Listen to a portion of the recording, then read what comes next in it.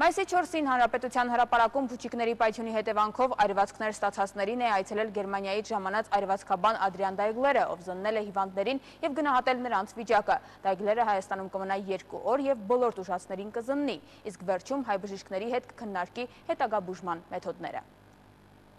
Մայիսի 4-ին Հանրապետության հրապարակում փուչիկների պայթյունի ու դրա հետևանքով սկսված խուճապի այս կադրերն արդեն անցյալի վատ հիշողություններում են մնացել։ Հիշողություն, որը սակայն առայժմ թարմ է այն տուժածների մոտ, ովքեր դեռ բժիշկների հսկողության կարիքն ունեն։ Պատահական ոնց պայթյուն եղավ ու վառվեցինք։ Լավ վիճակում եմ, արդեն դզվում եմ,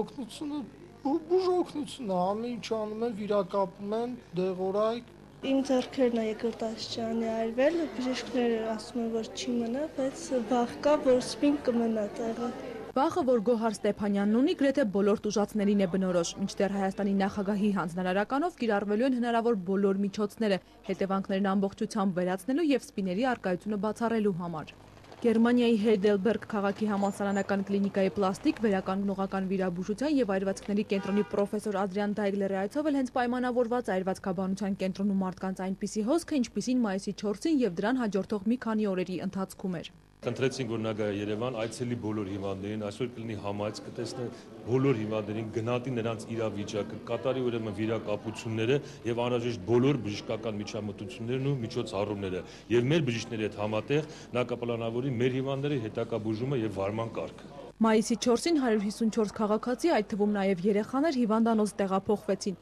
Ոմանք տեղում առաջին բուժօգնություն ստացան եւ դուրս գրվեցին, մյուսները հոսպիտալացվեցին անհրաժեշտ բուժօգնություն ստանալու համար։ Առաջին, երկրորդ, ոմանց մոտ նաև 3-րդ աստիճանի այրվածքներ գրանցվեցին։ Այսօր 12 օր անց արդեն 98 տուժած դուրս է գրվել, բայց շարունակում է բուժօգնություն ստանալ, իսկ 56-ը դեռ ստացիոնար բուժում են ստանում։ Նրանցից 28-ը առավել ծանր այրվածքներ ստացածները հենց այստեղ ճառագայթային բժշկության եւ այրվածքաբանության գիտական կենտրոնում են գտնվում, որտեղ էլ որ եղավ Ադրիան Դայգլերի առաջին կանգառը։ Դեռ չեմ հասցրել բոլորին զննել, բայց առայժմ 2 համեմատաբար ծանր հիվանդների տեսա, որոնք ամենայն հավանականությամբ պլաստիկ վիրաբուժության կարիք կունենան։ Մյուսների մոտ ավելի թեթև այրվածքներ էին, նրանք վիրահատության կարիք չեն ունենա։ Պետք է նշեմ նաև, որ հնարավոր է անգամ մեր միջամտության կարիքը չլինի, քանի որ ձեր բժիշկների աշխատանքը ես շատ բարձր եմ գնահատում։